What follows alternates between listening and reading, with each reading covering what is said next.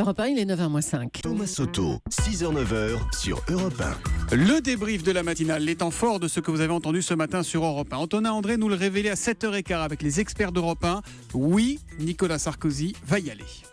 Oui, l'ancien président sera candidat à la primaire. Quand ? La fenêtre, c'est la fin de l'été, entre mi-août et fin août. Mais surtout, il a une botte secrète, Nicolas Sarkozy. Il ne va pas faire campagne tout seul. Il va vendre un ticket avec François Baroin. Baroin, c'est le fils en politique de Jacques Chirac.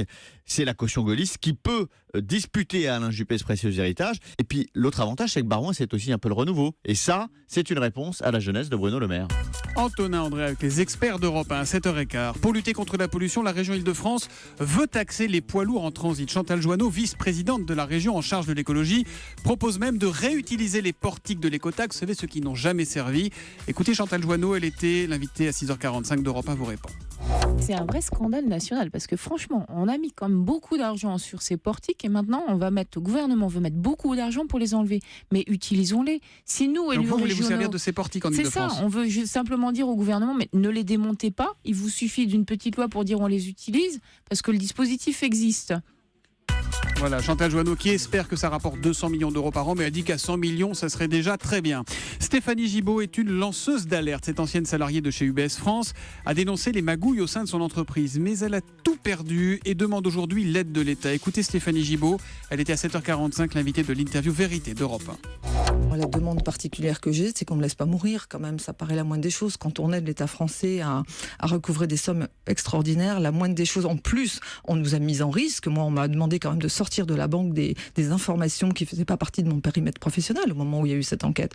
Donc, si vous voulez, la moindre des choses, c'est quand même de reconnaître le travail, les compétences, les informations qui, sans nous, n'auraient jamais été connues de ces services. Voilà, beaucoup de réactions, notamment celle de Peggy Leroy 3 sur Twitter. Stéphanie Gibaud, vous êtes un héros. Le gouvernement ne vous soutient pas, les Français, si. Et puis les supporters de l'Olympique de Marseille n'en peuvent plus des défaites qui s'enchaînent. Du coup, les incidents se multiplient au Vélodrome, comme hier soir. Écoutez ce que nous racontait Cyril de la Morinerie, c'était dans le journal de 7h tout à l'heure. Je peux vous l'assurer, c'est du jamais vu, avec notamment ces pancartes brandies en tribune pour représenter les joueurs. Écoutez bien, des chèvres, je dis bien des chèvres, le tout sur la musique de Benny Hill. Vous savez, cette vieille série humoristique anglaise.